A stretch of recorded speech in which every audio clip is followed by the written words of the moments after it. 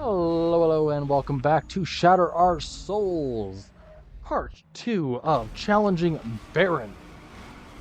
Today we are focusing in on the speed trap challenges as well as the circuit race styles, such as lap knockouts or just simple circuit races. Ow. Who put a car there? Anywho. As I mentioned last time I handled this type of race, speed trap challenges are one of the weird ones in that they don't really score you on the same set of rules that anything prior to it does. A speed trap challenge is just a point-to-point race where the player or racer that had the highest top speed through each of the checkpoints wins. Now, I have a love-hate relationship with this because the guy who has the biggest tank and NOS wins. That is effectively the number one rule of this race type is never use your NOS until it comes time to hit another challenge zone or another scoring zone. That's it. But you also need to stay close enough to the front of the pack that you're not going to end up losing too many points as a result of them passing the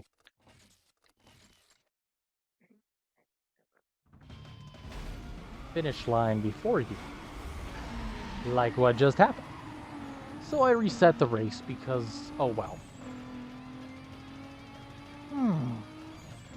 But it being one of the more up in the air race styles, it often comes with a side effect of it being one of the harder races to consistently come in first. Generally, there's a half-decent chance, but consistency is harder when the rules get mixed up. Anywho.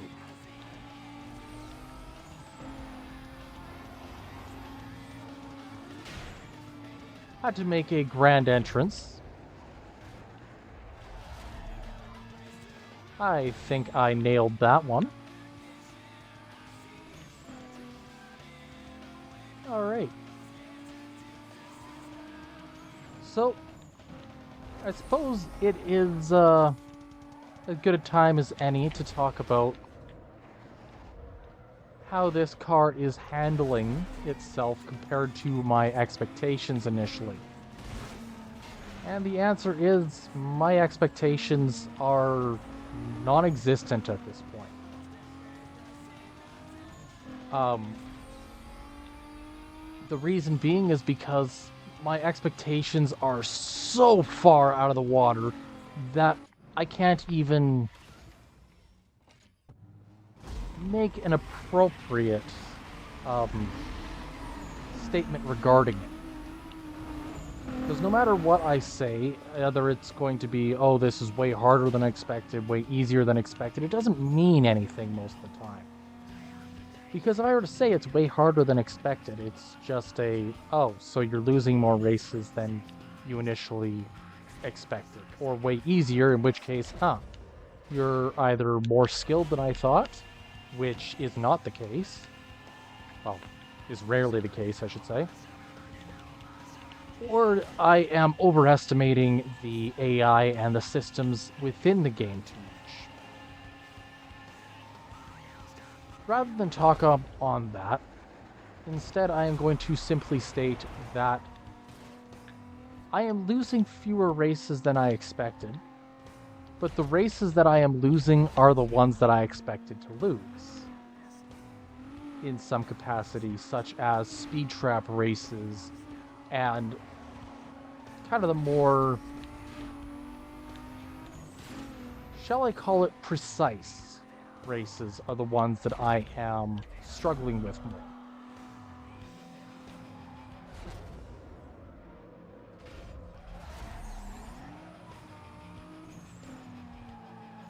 But be that as it may, The more standard races like circuit races, lap knockouts, sprints, and the checkpoint challenges, specifically the toll booth time trials, have all been going about how I would expect, about how I planned.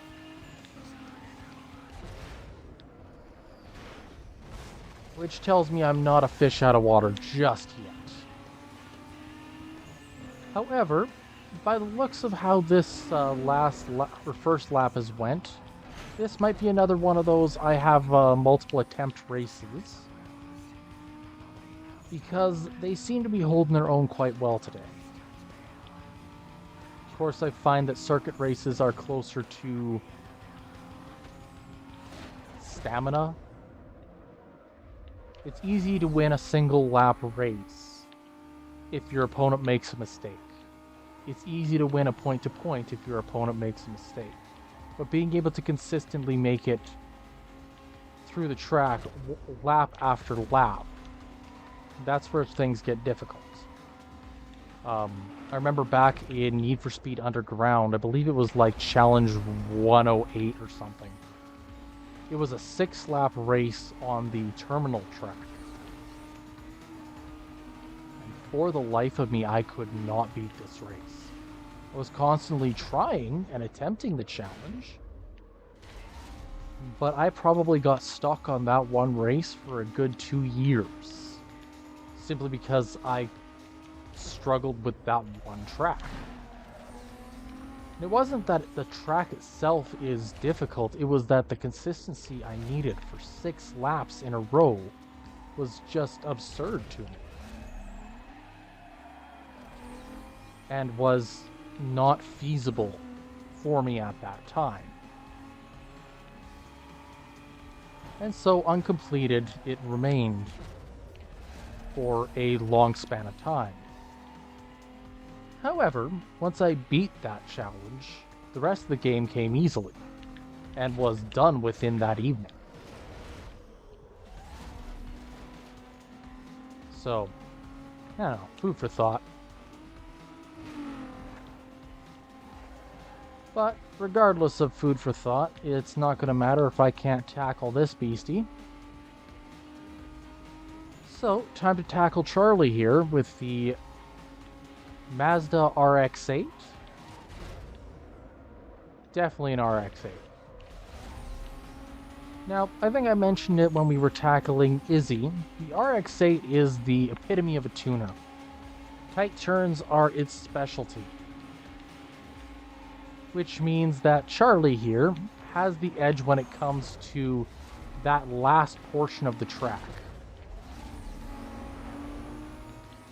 The other guys have the edge when it comes to virtually any other portion of the track because of it being laid out as a more wide-ended or wider power-focused race.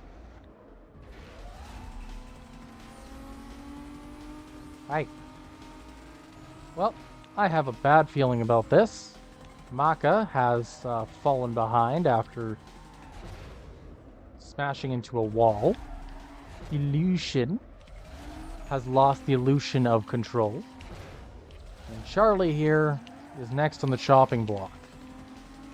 Never mind, Illusion caught me. I think I'm losing this track, which is a shame because it's a 5-minute race. Oy vey. Once again, the stamina-based races are the ones that get me more often than not. It's not the quick, easy point-to-points.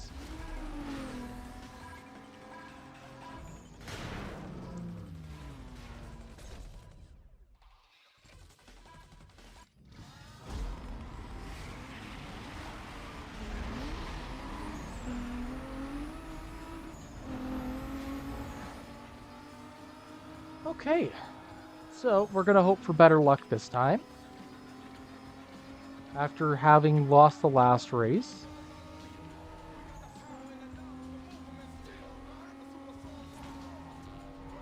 Oh well.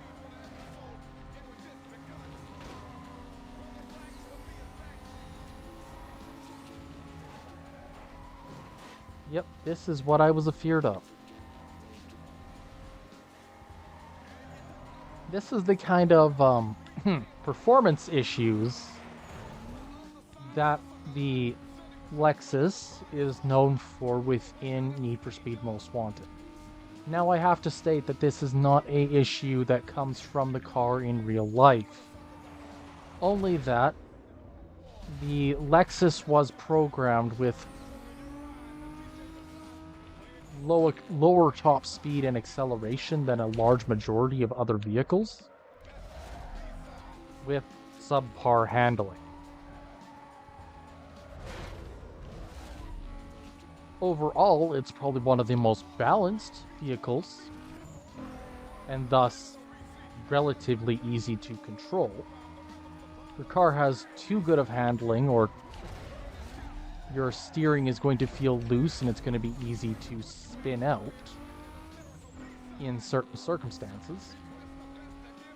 If your top speed is disproportionate to your acceleration, then tight corners are going to demolish you, but you're going to annihilate on straightaways.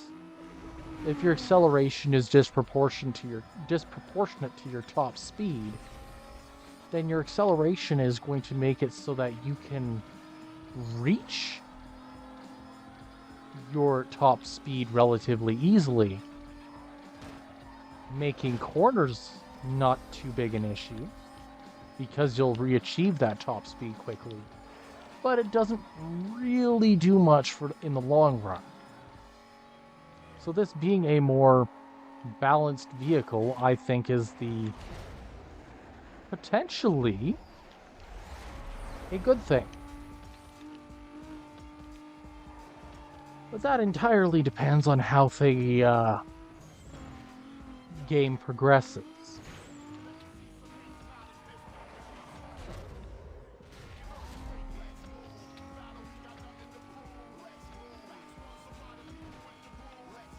Game keeps glitching and telling me that Charlie's in first. I gotta say that one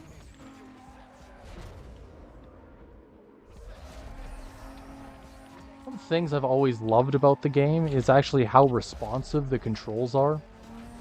Like, I remember playing on the older systems, specifically the N64, a gem called Cruisin' Exotica. I remember playing that game start to finish probably about 6 times over, including unlocking the rocket and challenging each and every one of the various drag races, the individual main races throughout the entire game. I loved it. I remember having races where I spent the entire thing in nitro mode, just having a blast. But what I found was that the controls were often unresponsive, partially due to how badly destroyed those remotes were from other games that were very common at the time. This, it feels snappy. It feels like I am in complete control of the car at any given moment. And that just gives me that sense of power within this game. And given it's now 20 years old, that speaks, I think, to a lot of the quality of the game, but also speaks to a difference in how games have been handled over the years, with each franchise trying to take a slightly different approach, with kart racers handling, well, I should say older kart racers like the Nintendo Wii era, as well as the Sonic racing games, having more of a drift mechanic that was meant to increase your speed, but reduced your overall control.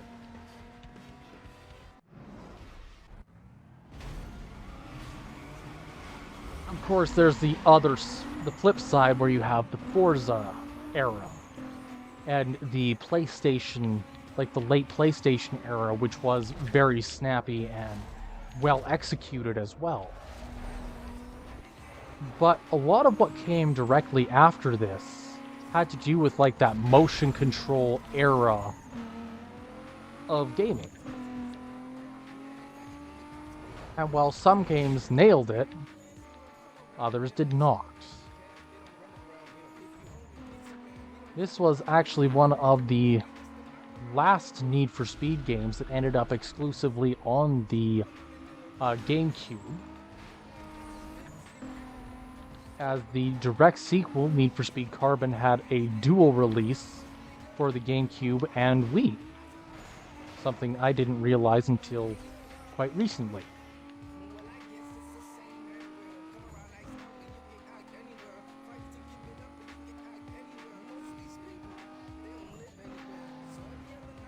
Anywho, we are tackling the first of the lap knockouts today. That poor taxi cab did not know what hit him, in the worst possible way. I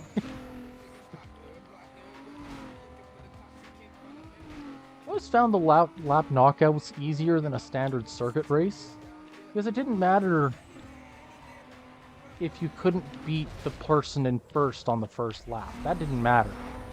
What mattered was beating the person in last. And so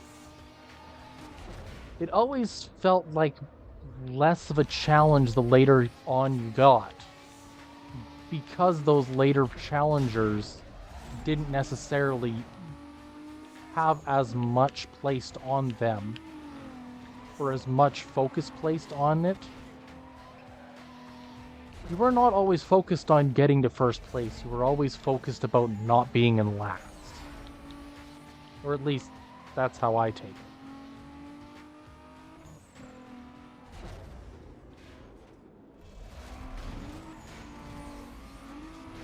Now what I'd like to do is just end this guy's career. But given that he's driving a very similar car to me, I don't really want to do that to Little here.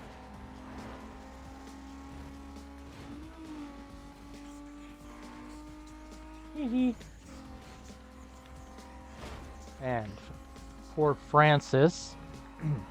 Where's Francis? Has been knocked out. Focus less on making bad jokes. Focus less on making bad jokes. Or bad references? Bad references. Tommy's now in last. And I have a little bit of catching up to do.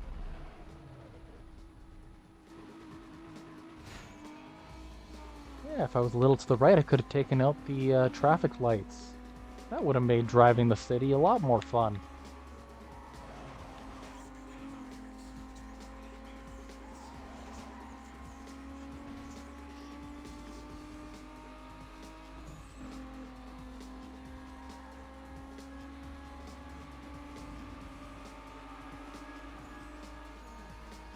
Too early to hit the NOS, guys. It's right here that you want it.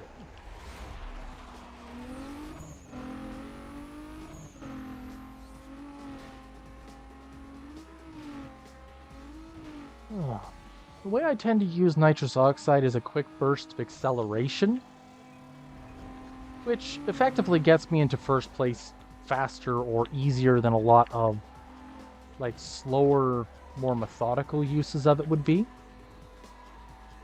But it also means that on tight corners like that, I effectively gauge how much I want my nitrous for that, to be able to make those tight corners and still keep ahead of the pack later on. Ah, Lancer. Very nice.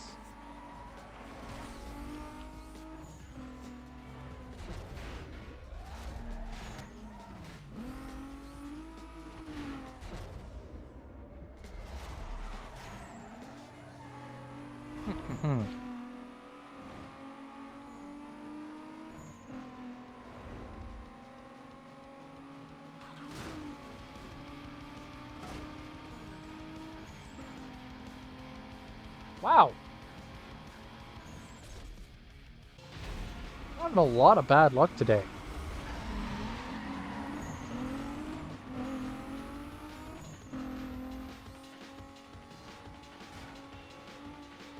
It's fine. It's fine. We'll get him yet. Having seen the track, I can say without too much of an issue that this is going to be a longer video.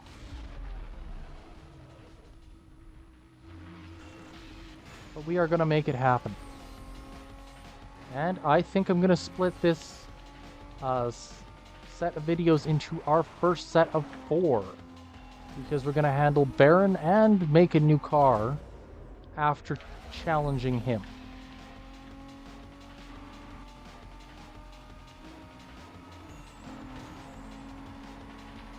Time to get a boost in NOS.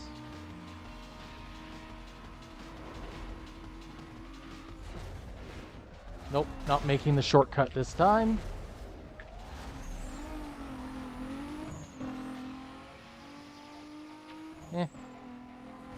Could have been worse.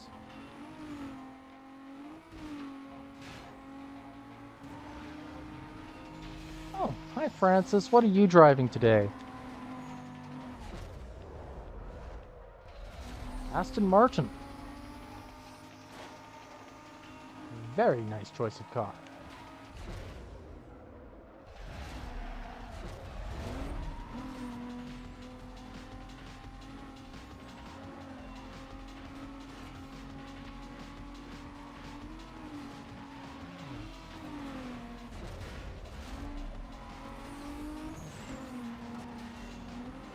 Really? You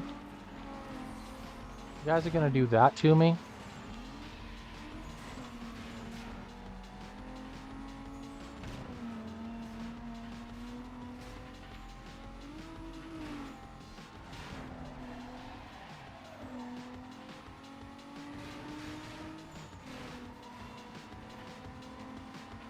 Don't you dare do this to me again.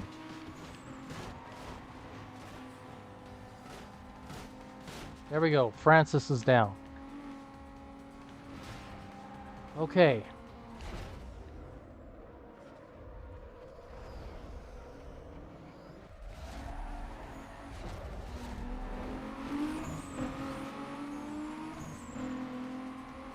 Alright. Leaning forward. We're tackling this on a more personal note this time.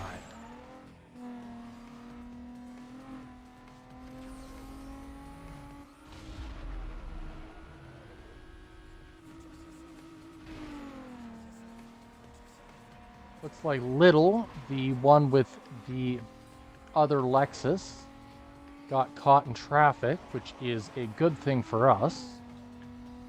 Tommy here is riding my rib cage. Hey.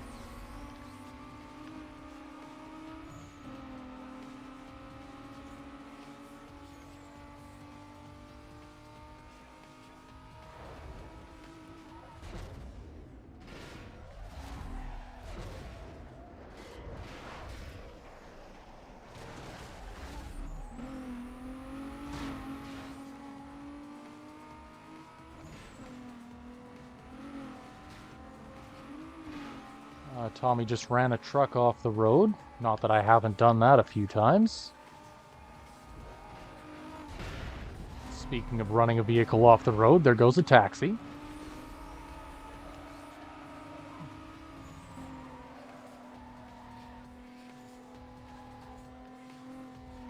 Okay. The rest of this lap, NOS is going to be saved for the boardwalk.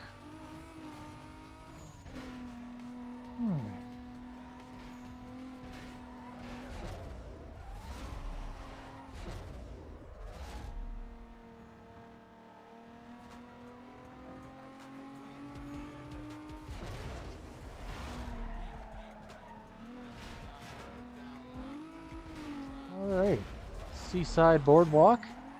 Here we are.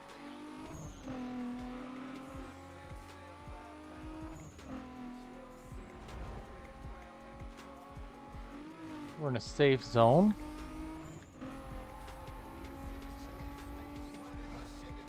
Little is knocked out, which leaves the Subaru Impreza, if my memory is accurate, for Tommy.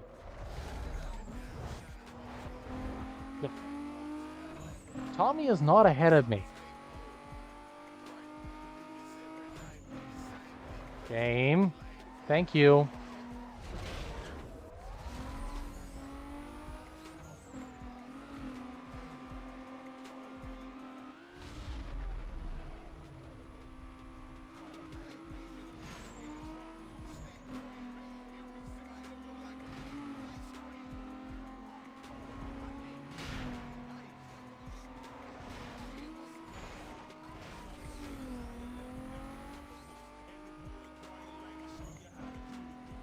Alright, this is not a good situation to be in. 500 feet behind.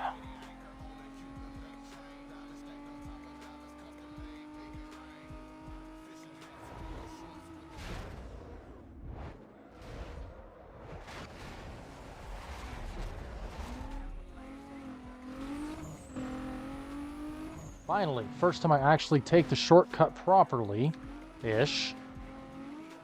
And that's the one that puts me back in the running.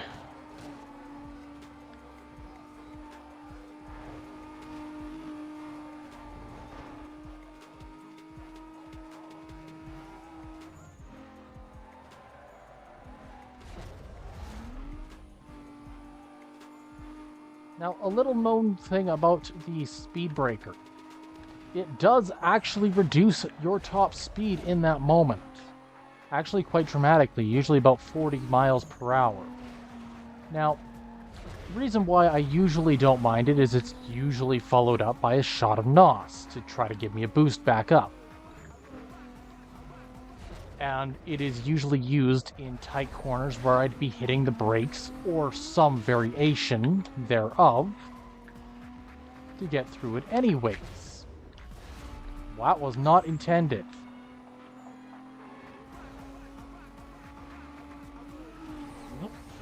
Get into the wall.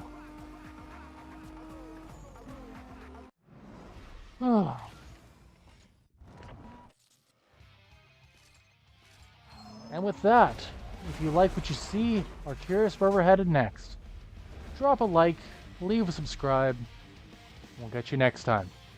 Until then, have a good one.